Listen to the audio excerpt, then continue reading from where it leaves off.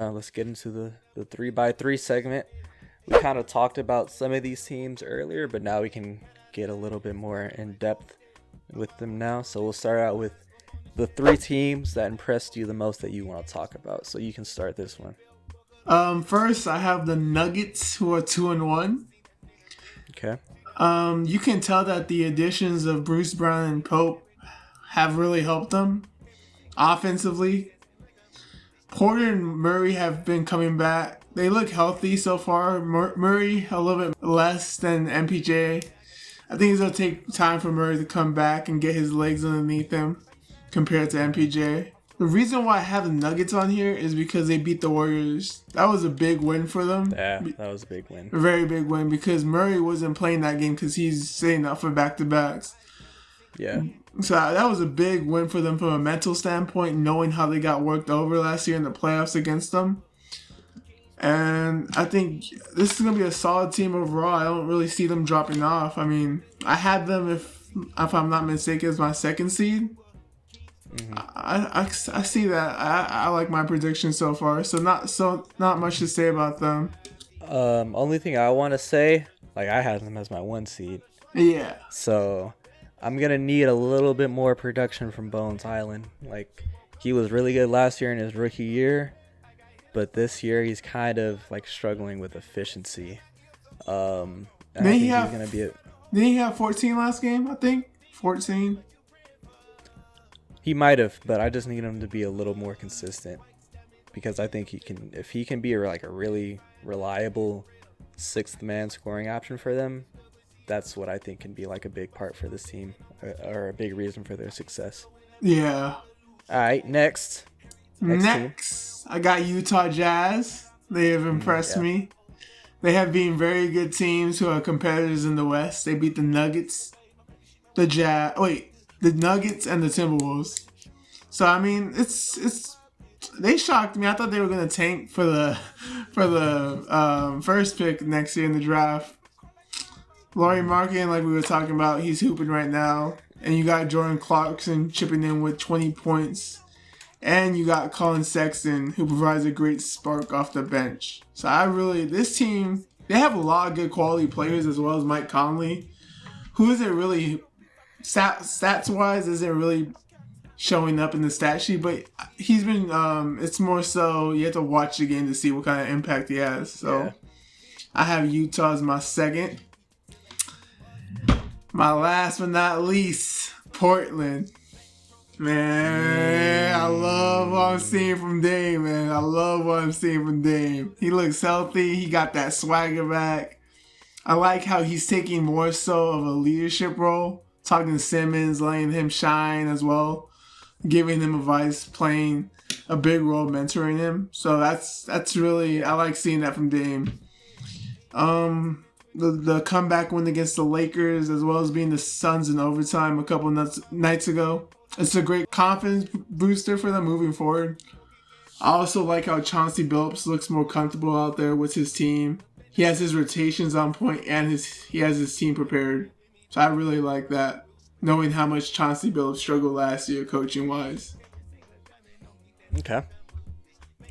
Those are valid ones. All right, Ryan. Your turn. 3 teams that have impressed you. I also had the Jazz. Alright. So I'm not gonna double down on that.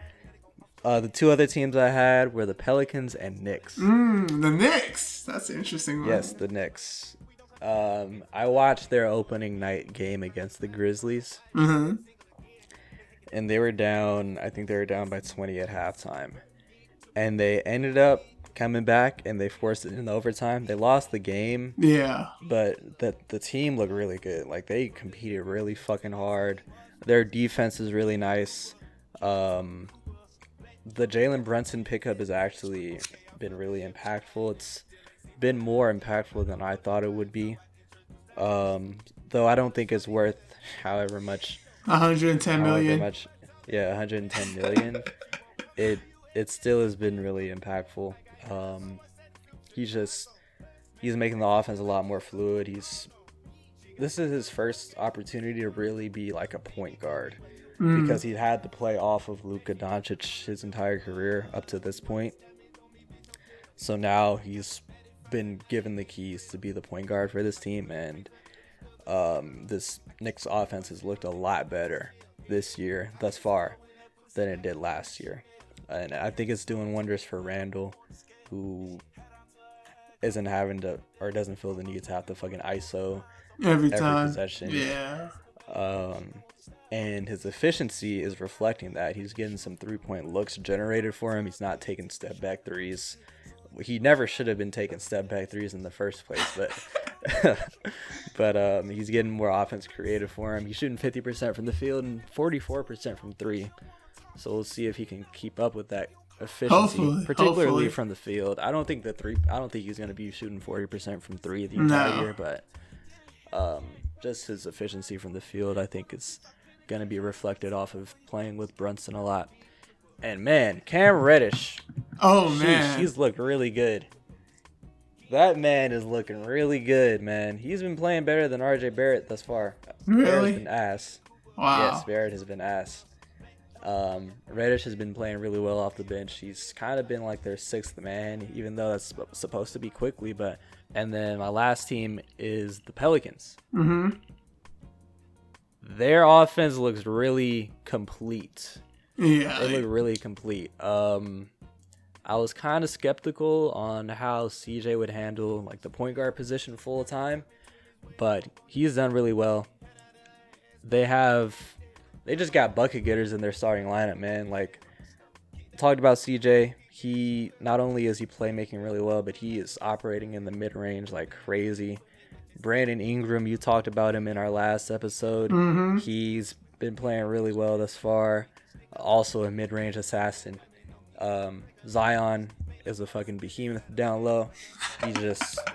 He's a fucking problem. And then my guy Jonas Valanciunas. Mm-hmm. He's also dominating, bro. He's so underrated, like as a center, dude. He's so solid. He's getting 13 boards a game, so he's making his presence felt on the glass. He operates in the low post really well, and he can space the floor. I think that was the big thing that I talked about, especially playing with Zion. He's shooting 40% from three, only on 2 attempts per game, but it's still something. And he showed last year that he could shoot the ball, so teams are going to start respecting him from three a bit more. And then also their bench, bro. Like, oh yeah, they got a solid bench. Before I go into the bench, I got to talk about Herb Jones. Jones. He's their main defender. In opening night, he wasn't clamping up KD, but he was making it tough for him to fucking score. Like, yeah, a couple blocks on KD, if I'm not mistaken. Yeah, he did.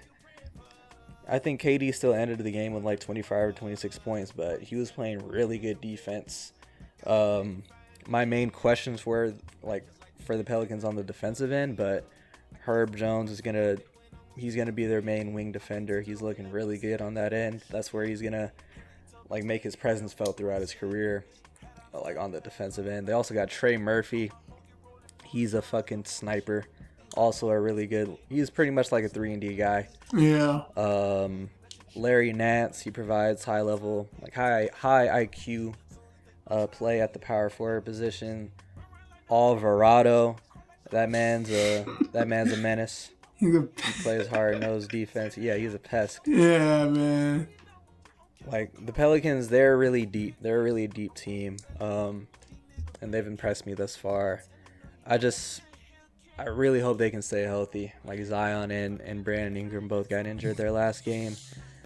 Brandon Ingram's was just a concussion. Yeah, I'm not really worried. I'm not really worried about Ingram, but Zion, hopefully he gets back healthy, man. Now we'll go into disappointment. You go ahead and start it. I got the Sixers as my first team. Like we kind of talked about earlier, in my opinion, they could have been 3-0 or at least 2-1. The loss against the Spurs was just unacceptable. I think it's going to be a tough situation in Philly because James Harden is he's playing more like Houston James Harden now, which I don't know if that benefits them at this stage right now in Joel's career and for the team's sake. So that's a good point. I don't know how. Some people said Joel's he's not gonna have the same impact because he's not gonna get his numbers and all that. It's gonna be very interesting how they play out this year together. Because Joel against the Spurs, he had 40 points, but James Harden only had 12 or 13. That makes no sense. The past 2 games, James Harden was averaging 28. So it's kind of inconsistent right now with them too. So I have them as my first team that has underperformed. Second team, I got the Miami Heat, man. Oh shit. Look, man. Something doesn't seem right with that team. I can't put I told you. I can't put my finger on it, man. I can't put my finger on it. But it doesn't feel right this year. They lost the 2 games they lost to was Celtics, which are understandable, but they lost to the Bulls as well. They only have one scoring option on that team, which is DeRozan. He had 36. This is a team of Miami that was ranked, I think, top 5 last year in defense, but yet you let one player beat you. That's unacceptable. And Bam only had 10 points playing 36 minutes that game. Told you about Bam. This is unbelievable, man. Zach LaVine was out because he was out with injury. Yeah, they're 19th in defensive rating right now.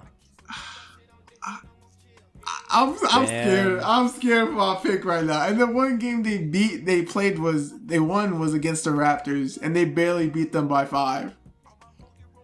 That's a red flag. That is a red flag for me. I have them as my first seed. That's not looking good right now. They look sluggish. So I'm kind of nervous about my pick right now. I ain't gonna lie. Yeah, Bam is averaging 14 a game. It's not enough. It's not enough. Kyle Lowry is another guy where, numbers aren't going to tell the full story, but you still got to shoot better than 32% from the field. Tyler Hero has been playing well, though. Yeah, he's been playing great this year. I'm kind of concerned about that team right now. And my last team, can you guess who it is, Ryan? Brian, we literally had the exact 3 teams.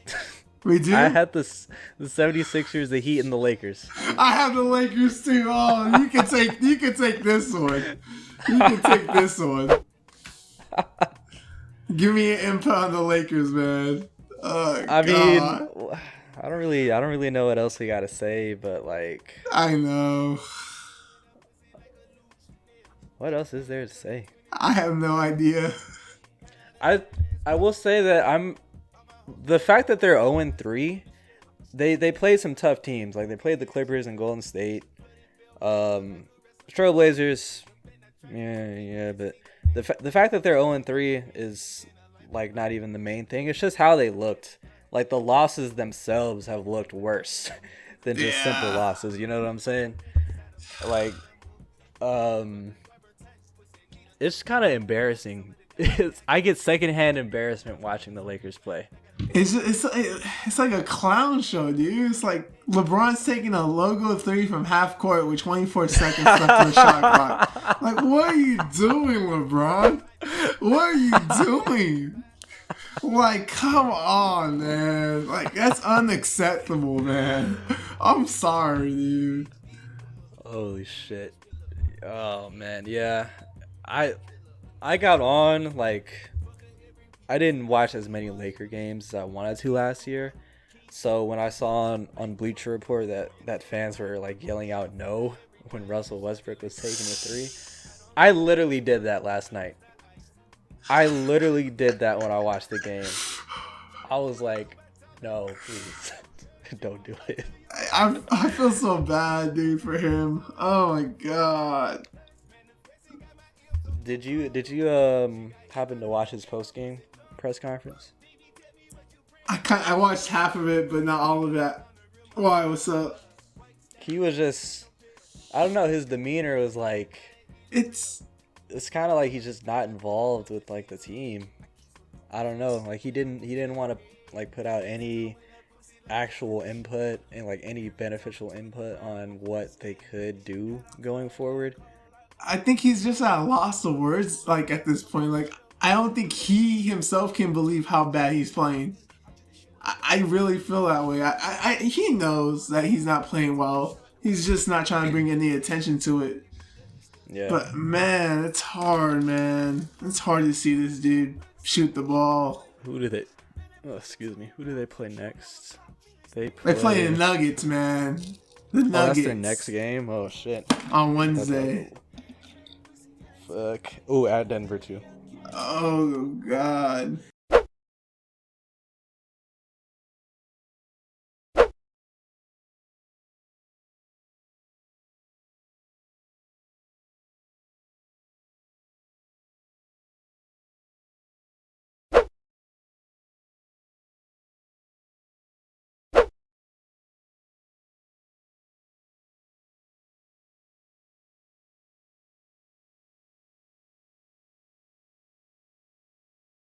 All right. Last but not least, we got to look at the pick'ems. All right. Last week I went 5-4, and you went 6-3. Yes, sir. The 76ers let me down twice. Yes, sir. So yeah, you gotta leave, but it's only by one game, so I wouldn't be getting too happy if I were you. I'm not worried. So on for this week, we have 1, 2, 3, 4, 5, 6. We got 6 games. Tomorrow, we got Dallas at New Orleans. Who you got and why? You got the Pelicans. I feel like, yeah, I got the I'm taking the Pelicans even though they don't have Zion and Ingram. But I just feel like the Pelicans have more weapons. You still have McCollum there. You still got Herb Jones. Yeah. You still got Larry Nance. You still got Jonas Valen. I don't know how to say his last name, but he's a great. And Dallas, when you look at Dallas, they only have Luka. Like they have. I wouldn't say they only have. They have Luka, Christian Wood, but besides Spencer Dinwiddie's not. He's looked pretty decent. Yeah, Tim Hardaway is back, though he's been struggling because of his injuries. He's still coming back. But I just got Pelicans, and I feel like they have a bad coach. They got Willie Green. I think he's a bad coach. And Jay. Oh, then Jay Kidd? Yeah, I think so. Oh, these are some bold takes for you, Brian. I'm not gonna lie. I got the Pelicans. I got the Pelicans. Okay, well I'm happily taking Dallas. All right. They should be 2-0 this year, but they fucking let Phoenix come back. They just took their foot off the gas pedal. So they really should be 2-0. And then they fucking destroyed Memphis. Yeah, that was a beatdown. They fucking dismantled Memphis, man.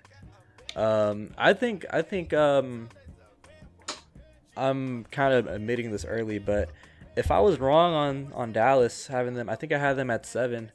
I'm willing to admit I might be wrong on this team because I think they might be better than I thought. Wow. Christian Wood coming off the bench. I didn't know that they were gonna have him coming off the bench coming into the season. I thought he was gonna be their starting center or power forward. They have McGee starting in front of him. Yeah, they just want more of a rim protector there. I understand it. And Christian Woods looked really good in his role coming off the bench. It seems like he's really embraced it. Also, I think Spencer Dinwiddie is taking on the responsibility now that Brunson is left. So, I was big on like I had the idea that the Brunson departure was going to be big time for them. But now Spencer Dinwiddie's kind of stepping into that role a bit more. Who you got against Philly against Toronto? I got Philly. They got to get a fucking win sometime. Also, Philly's kind of looked. Not Philly. Toronto's kind of looked a little underwhelming. Scotty Barnes is kind of taking maybe a little bit of a sophomore slump. But I think he'll get right sooner rather than later. But yeah, Toronto's been kind of underwhelming for me. And I think Philly's going to feel the sense of urgency to start getting in the win column. So I got Philly. All right. I got Toronto.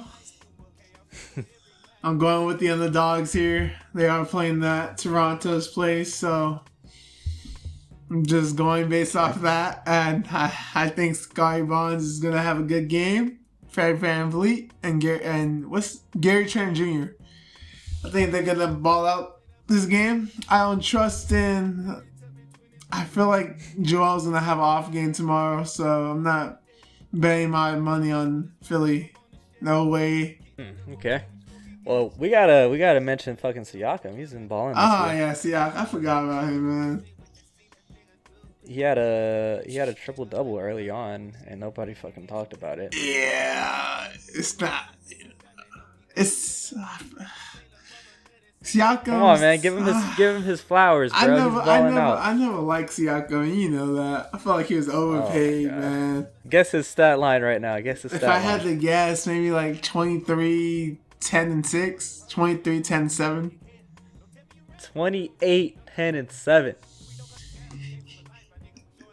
He's not gonna keep it up. But. No way. Yeah, he's not. But I mean, who knows? He might have a big game tomorrow. I mean, like you said, the 76ers. They play Wednesday. Yeah, like you said, the 76ers are struggling on defense. So I mean, that might help me out right there. Thing with fucking Toronto, they still play like Siakam at the 5. What? So he would be matched up against Embiid. Yeah.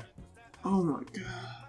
Well, I don't know if he's the official center or Anunoby or Scotty Barnes, but regardless, they start those three. They're small. They start those three in the front court. Yeah. Next, we got your team, Bryant. Heat culture against Golden State. I am taking the Heat because they got one man named. I'm taking the Heat. I'm never paying against the Heat. I'm taking the Heat. Jimmy Butler. That's all I got for you, Ryan. I'm taking the Heat. Main reason, Jimmy Butler. That is all you can say right now. Jimmy Butler and Tyler Hero. Yeah, Tyler Hero. And who knows? Bam might have a good game because the Golden State doesn't really have a true center, unless you know. Yeah, but I got Heat. Who you got? I got Golden State. Not surprised. It's in San Francisco. Yeah. Miami is not giving me any reason to pick them against contenders right now. I don't blame you. Friday we got Cleveland at Boston. That's a tough one. I'm going with the Cavs. Oh my god.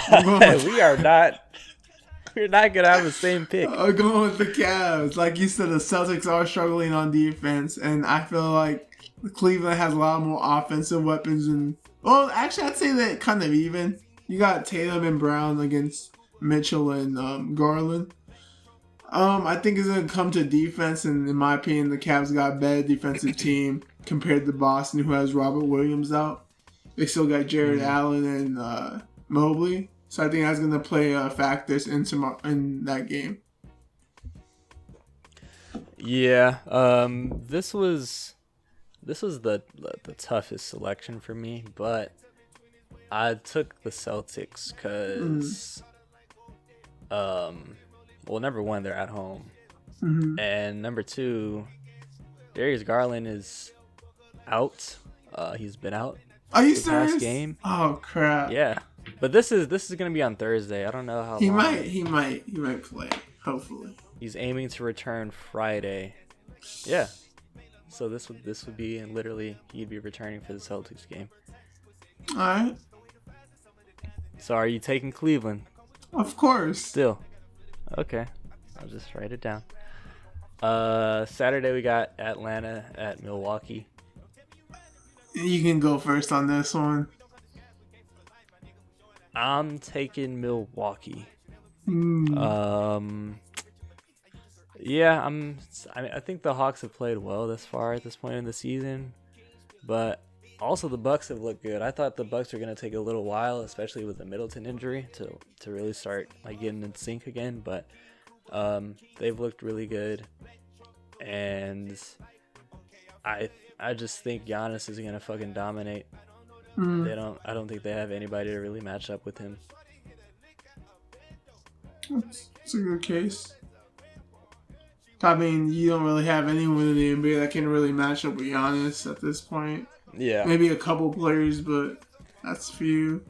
They can really just slow him down. I don't really think Atlanta has anybody to slow him down. I'm going with the Hawks. Oh my god. We are not getting no same picks. Jeez. Well, maybe we'll have the same one for the last one. Why are you picking the Hawks? I got the Hawks. I know, like you said, without Milton, they've been playing good, but I mean, Giannis is really the only offensive weapon. Of course, they got Grayson Allen and Brook Lopez, but they can be off. They can kind of be inconsistent some nights, and I just feel like with the Hawks, they got Trae Young, they got Murray, they got Hunter, they got a solid defensive center in Capella. They got a lot of weapons they can throw at Giannis. Not like that, but maybe Capella can slow him down. You got John Collins. So they got a lot of, and they got still Bogdan. So, I mean, they still got a lot of offensive power compared to the Bucks. The Bucks. Yeah, that's why I got the Hawks. Okay, well, that's valid. They got some big bodies, Mm-hmm. but I think the Bucks can slow down the Hawks because they got really good perimeter defenders. Drew Holiday, Grayson Allen, George Hill is actually playing a lot at his old age, and he's a solid defender. And they got really good rim protection with Giannis and Brook down there. So yeah, we're gonna have to disagree on that one. And then last but not least, Sunday we got Denver at the Lakers this time. I got Denver. Not much to say. Just you already know how I feel about the Lakers at this point, man. I got Denver. But the Lakers are at home though. It doesn't matter. This is pretty much a week from now. It's a neutral zone for the Lakers, man. It's a neutral zone. They ain't got no arena no more. They ain't got no arena. I got Denver, and it's not even close. I say a 20-point blowout, bro. Especially if Jamal Murray's playing that game too. It's gonna be. We don't know yet, of course, because we don't know if he'll be playing, but we'll see. But if he does play, and he got MPJ, oh man, who's gonna stop piling? He might go off. He's shifty and fast. Yeah, maybe that'll be his breakout game this year. I also have Denver. Similar points. Jokic is probably gonna go off. Like AD can slow him down a little bit, but man, also in yesterday's game, did you see like Nurkic was bullying Damian Jones for like 4 possessions in a row? Yeah, I saw that, dude. Damian Jones, he's light, dude. He is not good. That's why I said the Lakers don't have. Their center position is so weak. Yeah, they literally play AD at the 5 out of necessity. They don't. It's unbelievable. What happened to Thomas Bryant? He's injured. What the fuck happened to him? He's injured. When did he get injured? I don't know, but I know he got injured. He hasn't played any games. I think he got injured in the preseason. Well, yeah. Fucking Denver is gonna take that one for sure. And you know what's the crazy part from Denver? We don't even mention Aaron Gordon. They still have that guy. Oh yeah, no, they still have him. He's key for them, especially defensively. He's key for them.